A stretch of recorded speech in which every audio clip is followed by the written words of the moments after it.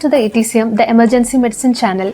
Today I'll be presenting a case of 32-year-old male who presented to our ER with complaints of fever, cough with expectoration and breathing difficulty since last 2 weeks. He was referred from an outside hospital on 10 liters of O2 on NRBM mask. On 10-second initial assessment, patient was conscious and oriented. On airway examination, airway was patent. There was no secretions, gurgling or pooling of saliva, and patient was able to speak in sentences. And coming to the breathing part, airway was bilaterally equal. There was diffuse crepitations present, and on saturation, patient was maintaining a saturation of 94% at 10 liter O2, and respiratory rate was 38 per minutes. Circulation, coming to the circulation part, patient had a BP of 150/90 mmHg and pulse rate was 102 per minute. GCS wise, patient had full GCS E4, V5, M6 and pupils were bilaterally equal and reacting to light. And exposure wise, patient was febrile and had a GRBS of 112 milligram per deciliters. Coming to the adjuvants of the primary survey, since the patient was already on 10 liters of O2 and respiratory rate was on a higher side, that is respiratory rate was around 38 per minutes, we had taken an ABG, and ABG values showed a pH of 7.5 with a PCO2 of 36, PO2 of 75, bicarbonate of 28 and lactate of 2.8. So it was showing a picture of metabolic alkalosis actually. So we had alkalosis. So we had suspected that in outside hospital diuretic treatment was ongoing. Might be most probably a diuretic was given. What else is a possibility? Diuretic alone will not produce so much metabolic alkalosis. Potassium is normal. Potassium was normal. It was all 3.5. Normal, lower side of normal. Usually if there is hypokalemia, it can cause a metabolic alkalosis can be there. So here potassium is normal, the lower side of the normal range. What else might have happened? These very few reasons are there for metabolic alkalosis. One is like you told, acids you give, hypokalemia occurs, metabolic alkalosis. If the patient is having multiple episodes of vomiting, it can cause alkalosis. Again, there also you get low potassium, low bicarbonate. Here bicarbonate? Bicarb was on the higher side, so 28. What do you think? It was mostly 28. It's a common reason. You go to some hospital with acidosis. What is the common thing will happen there? And when you come here bicarbonate is high. If they would have given some bicarbonate, sodium bicarbonate infusion, they would have given. The common reason of metabolic alkalosis, somebody might have given mild, a small dose of sodium bicarbonate. That is a common reason. So the ABG gave a picture of metabolic alkalosis. So along with that, we had done a point of care CBC CRP. Total counts came to be as 12,000 with HB of 8.8. Platelet was 5 lakhs and CRP was 49. So at this point we had also taken a chest x-ray and the chest x-ray was showing bilateral infiltrates, and ECG also we had taken in view of the tachycardia. It was 112 per minute. So ECG showed a sinus tachycardia with no STT changes. Coming to the sample history, 30-year-old male who's a known case of hypertension and dyslipidemia but not on regular medications had presented to us with complaints of fever, cough with whitish expectoration since last 2 weeks. Patient gradually developed worsening of shortness of breath. So initially he was evaluated in an outside hospital. So initially he required 5 liters of O2 in outside hospital, and gradually during the hospital stay he started to desaturate, and then patient required around 10 liters of O2. So from outside hospital also patient was severely tachypneic, so they had started non-invasive ventilation, and in view of the LRT they had started him initially on injection piperacillin tazobactam and then later hiked to injection meropenem. And since the symptoms was persisting, they had referred the patient to here. What do you do if you are the treating doctor there? Regarding the antibiotics, so we usually follow, if we are following the IDSA guidelines, then first we have to diagnose the patient whether the patient is having a community acquired pneumonia or a hospital acquired pneumonia. So community acquired pneumonia is identified that if the X-ray is having lung infiltrates plus any one of symptom or any one of sign. That is, symptoms include patient will be having dyspnea, patient will be having cough with expectoration and a pleuritic chest pain. So any of one symptom and any of one sign. Signs will be patient is having a respiratory rate more than 30, patient is having bilateral wheeze, cough with expectoration. So all these, if it is there, then you can diagnose it as a community. If the patient is coming from the not a hospitalized, then it can be diagnosed as a community acquired pneumonia. And once you diagnose it to be as a community acquired pneumonia, then we will classify it as severe or non-severe anemia. So severe and non-severe anemia we classify based on the whether there is one major criteria or more than 3 or more than minor criteria.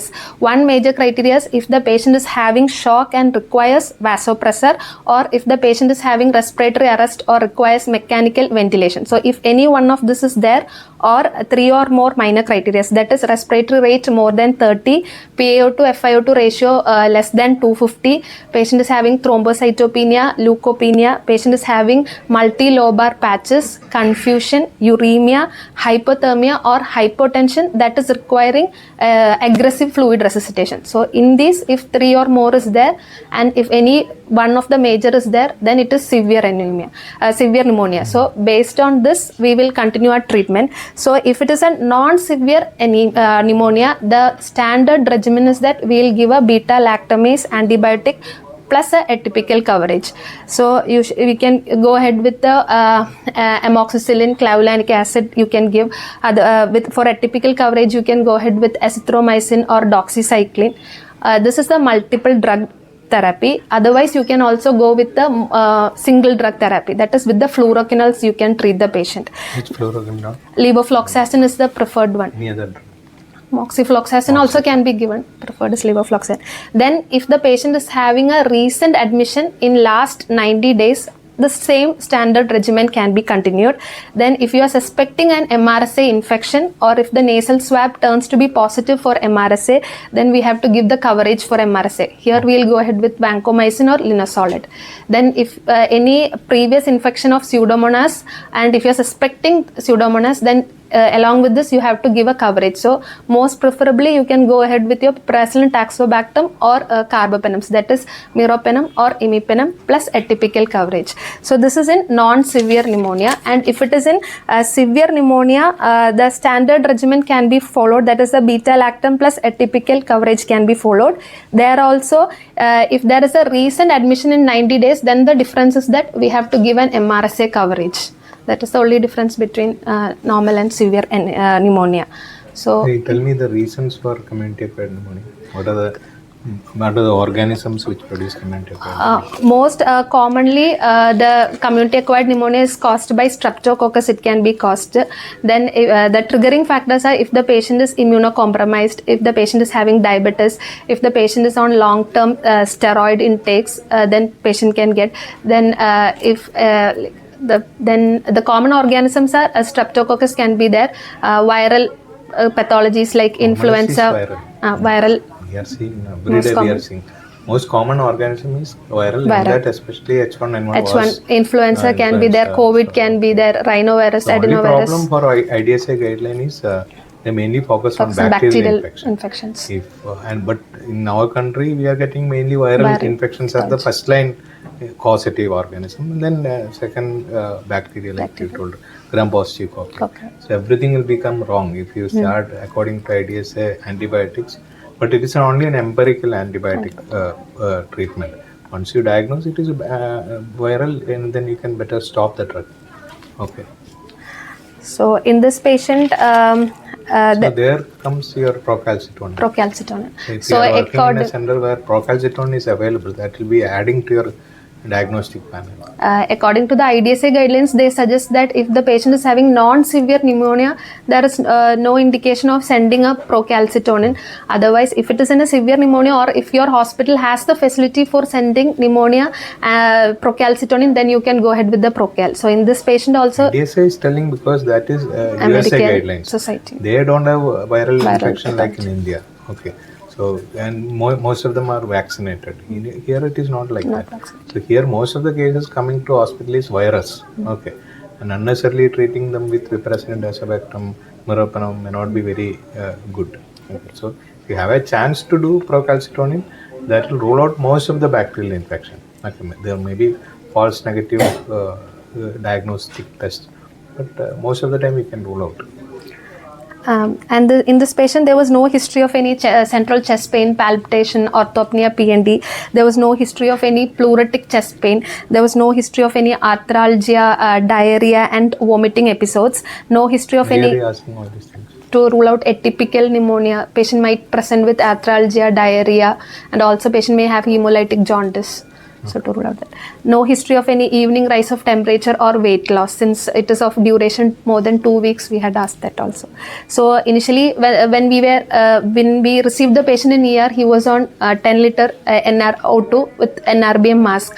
But patient was severely tachypnic. Respiratory rate was around 38, and there was hypoxia. PaO2 was around 75%. So we had initially started him on high flow nasal cannula with a flow of 60%, and FiO2 requirement was around 90%. So after the so what is the difference between HFNC and NIV? In HFNC, mostly if the patient is having type 1 respiratory failure, we usually prefer high flow nasal cannula. So here you can have your high flow, and your FiO2 requirement up to 100 we can keep. So mostly it is humidified air also, and patient comfortability is also more compared to the NIV. So after starting the high flow nasal cannula, post that 2 hours we had taken an ABG where there was hypoxia was coming down, and his respiratory rate also started coming down. It was around 31, 32. It was coming down slowly. So meanwhile, we had started the patient on injection piperacillin tazobactam. For atypical coverage, we had started him on azithromycin, and Fluir also was started for the patient. And the labs came to be as total count around 15,000. CRP was 49. Procalcitonin send was 0.2. Urea creatinine was normal with 36 and 0.6 of creatinine. And we had also done an echo screening, bedside screening, which showed a good LV.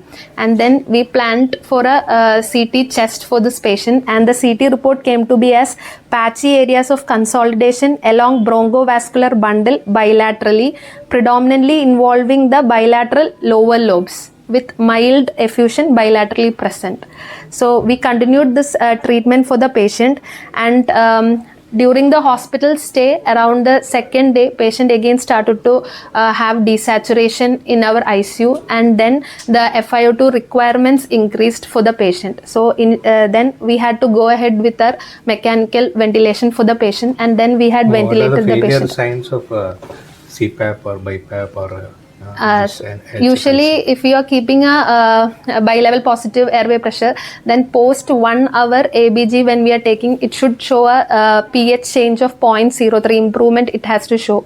Other than this ABG, you can look the respiratory rate of the patient, the respiratory effort of the patient, PA2 levels can be compared, and the saturation also can be looked on.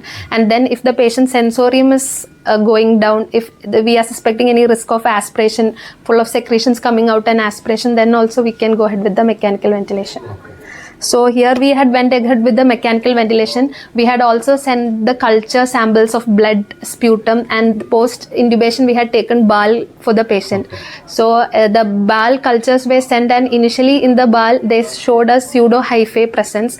So then we started the patient on antifungal treatment. So we had started the patient on injection amphotericin, 0.5 mg per kg dose was started for the patient, and serially we were monitoring the creatinine levels and the electrolyte, that is mainly potassium, we were looking every day.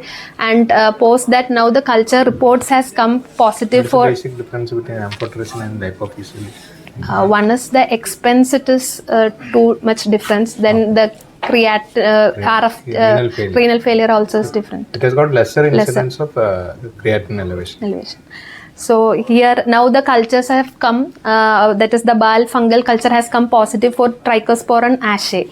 So during the course of stay, now the patient is clinically improving. What may be the reason for his fungal infection? Basically, patient has a chronic alcohol history is there, and since last 6 months he had history of binge alcoholic drinking, where he used to skip food and only take alcohol.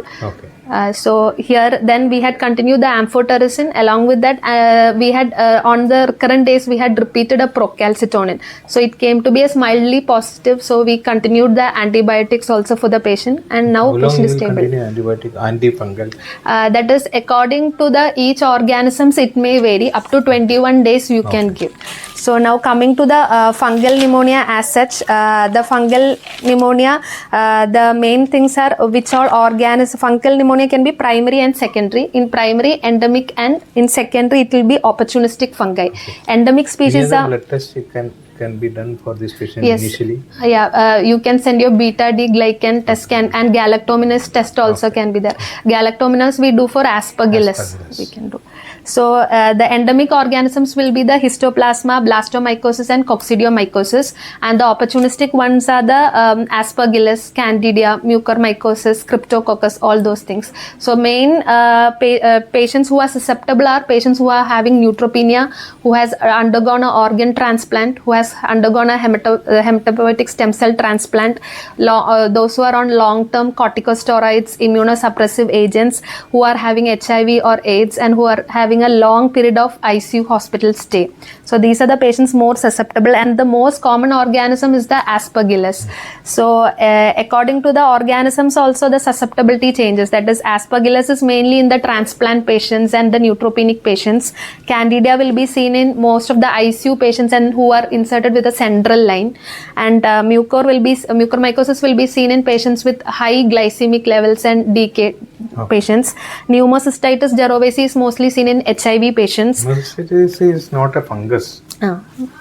Previously it was under fungus. Now it is not under fungus. And cryptococcus is also seen in transplant or HIV patients. Now coming to the pathogenesis, these fungals in immunocompromised patient, it will be problematic. So in immunocompromised patients, there will be no phagocytosis. So this will lead to angioinvasion, and later there will be hemorrhage, necrosis of the tissues.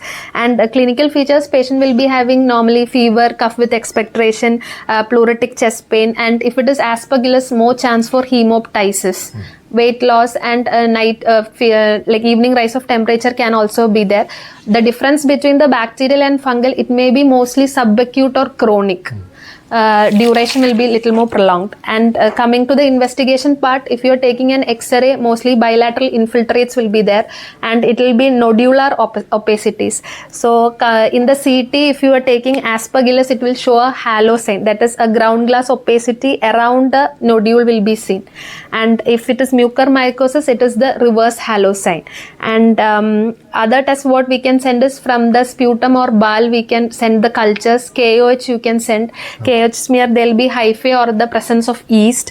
And as we have already said, beta glycans also can be said. It will detect all the invasive fungal organisms other than the mucormycosis.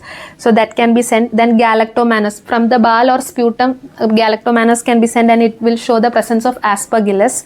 And according to the IDSA 2016 guidelines, they recommend to send the beta D glycan and galactomanus.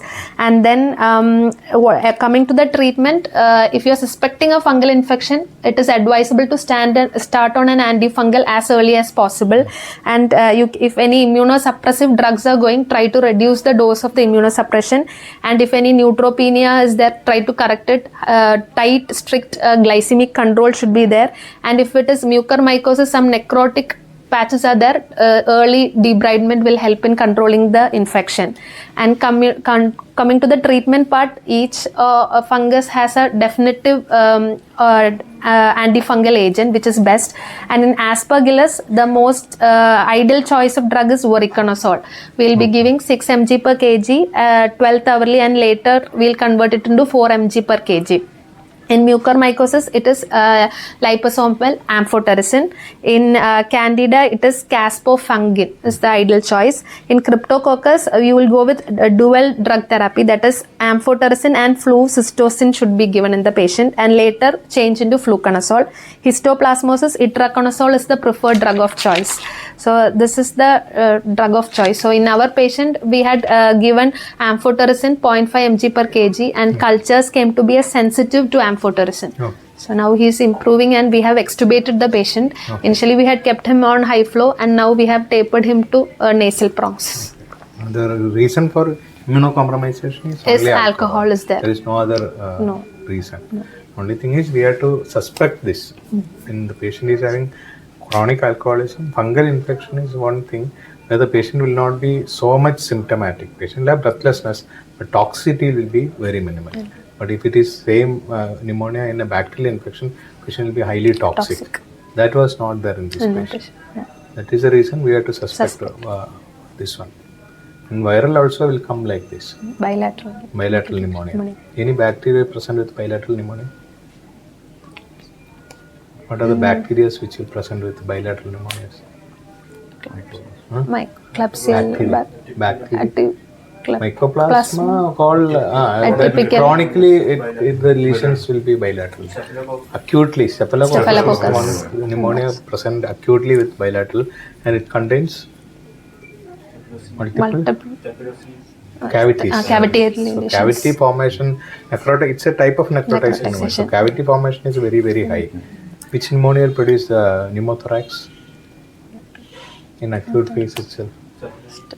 Staphylococcus can produce. Other than that, in immunocompromised patient, PCP. Pneumocystis pneumonia. That cavitating. It's a cavitating pneumonia. It can produce pneumothorax. It was very common with pentamidine, but now pentamidine we are not using. Even then, it can produce.